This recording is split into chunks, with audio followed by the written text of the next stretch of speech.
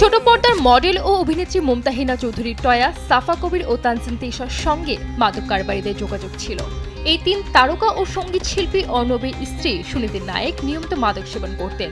এমনই চাঞ্চল্যকর তথ্য দেশ টিভির হাতে এসেছে। তারা অনলাইনের মাধ্যমে মাদক কেনার পাশাপাশি বিভিন্ন পার্টিতে এসব মাদক নিয়ে হাজির হতো। টয়া, সাফা ও তিশার বিরুদ্ধে মাদক সম্পৃক্ততার অকাট্য প্রমাণ পাওয়া গেছে। তাদের পাশাপাশি সঙ্গীত শিল্পী সুনীতি নায়েকের মাদক সম্পৃক্ততা ঘিরে বিশেষ অনুসন্ধান চালাচ্ছে মাদক দ্রব্য নিয়ন্ত্রণ অধিদপ্তর, নার্কোটিক্স।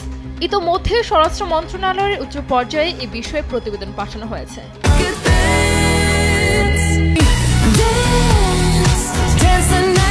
একটি বেসরকারি বিশ্ববিদ্যালয়ের ছাত্র মাদক সহ গ্রেফতার হওয়ার সূত্র ধরে তথ্য প্রমাণ সহ সাফা, টয়া, তিশা এবং সুনীতির নাম বেরিয়ে এসেছে।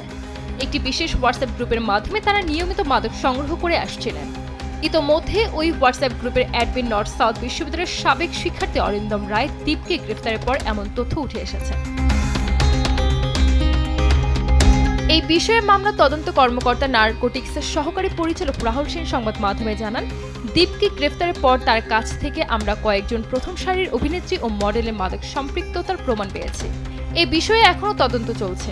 তদন্তের শেষে সংশ্লিষ্টদের বিরুদ্ধে আইনগত ব্যবস্থা নেওয়া হবে। নার্কোটিক্স ডিপার্টমেন্ট বলছে, মাদক সম্পৃক্ততার অভিযোগে নর্থ সাউথ বিশ্ববিদ্যালয়ের মার্কেটিং বিভাগের সাবেক ছাত্র দীপের ওপর বিশেষ নজরদারি করা হয়। দীর্ঘদিন ধরে তার গতিবিধি অনুসরণের ধারাবাহিকতায় 17 অক্টোবর ঢাকা বিমানবন্দরে গ্রেফতার হন দীপ। এই সময় তার কাছ থেকে বিপুল পরিমাণ সীসা, MDMA, LSD ও কুশ সহ বেশ কিছু মাদক উদ্ধার করা হয়। পরে নার্কোটিক্সের একটি বিশেষায়িত টিম দীপকে 2 দিনের রিমান্ডে রেখে জিজ্ঞাসাবাদ করে। তদন্ত সংশ্লিষ্টরা জানান, মাদক ব্যবসার বিষয়ে মৌখিক স্বীকারোক্তির এক পর্যায়ে দীপের মোবাইল ফোনের কল লিস্ট ও হোয়াটসঅ্যাপ চ্যাটিং পরীক্ষা করা হয়।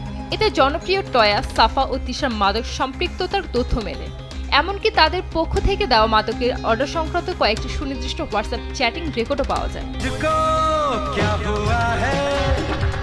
সংশ্লিষ্টরা আরও জানান, দীপের হোয়াটসঅ্যাপ গ্রুপে সাফা, টয়া, তিশা এবং সুনীতি নায়েকের নামে সেভ করা কয়েকটি নম্বর থেকে নিয়মিত মাদকের অর্ডার দেওয়ার প্রমাণ পাওয়া যায়।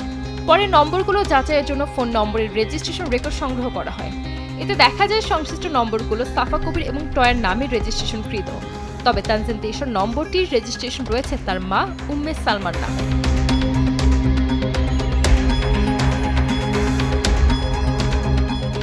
দেশ টিভির হাতে আসা চ্যাটিং রেকর্ডের স্ক্রিনশটে দেখা যায়, চলতি বছরের 23 এপ্রিল সাফা কবির তার মোবাইল নম্বর থেকে 3টি MDMA অর্ডার দেন।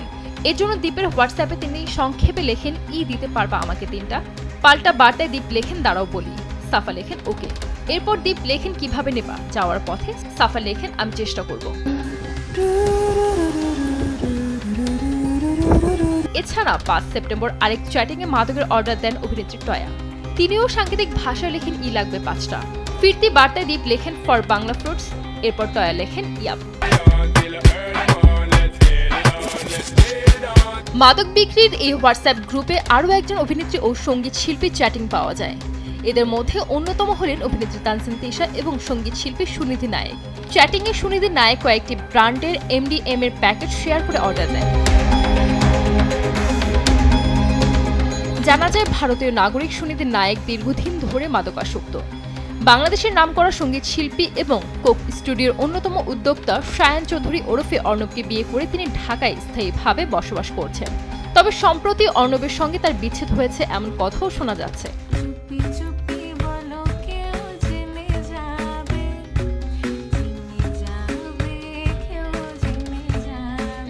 তদন্ত সংশ্লিষ্টরা জানান, দীপ গ্রেফতারের পরপরই সংশ্লিষ্টদের কেউ কেউ তাদের মোবাইল ফোন থেকে গোপন চ্যাটিং রেকর্ড মুছে ফেলার চেষ্টা করেন, কিন্তু এতে তারা পুরোপুরি সফল হননি। গ্রেফতারের পর তাৎক্ষণিকভাবে দীপের মোবাইল ফোনের ইন্টারনেট সংযোগ বিচ্ছিন্ন করে দেওয়া হয়। এতে মাদক কেনাবেচা সংক্রান্ত চ্যাটিং রেকর্ড মুছে ফেলা সম্ভব হয়নি।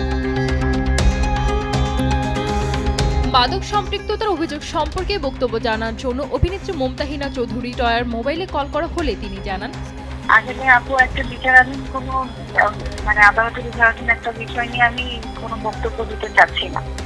আমি এই বিষয়ে কথা বলতেও পারবো না। আর একটা অনুরোধ থাকবে, আমাকে মিডিয়া ট্রায়ালের মধ্যে ফেলবেন না। আমি আসলে এই বিষয়ে এখনো কিছু জানি না। আল্লাহ উত্তম বিচারক, আমাদের দোয়া করবেন। এই বিষয়ে বক্তব্য জানার জন্য সাফা কবির ও তানজিন তেইশের মোবাইলে একাধিকবার ফোন করা হলেও তারা ফোন ধরেননি। সানজিদ আক্তার, দেশ টিভি।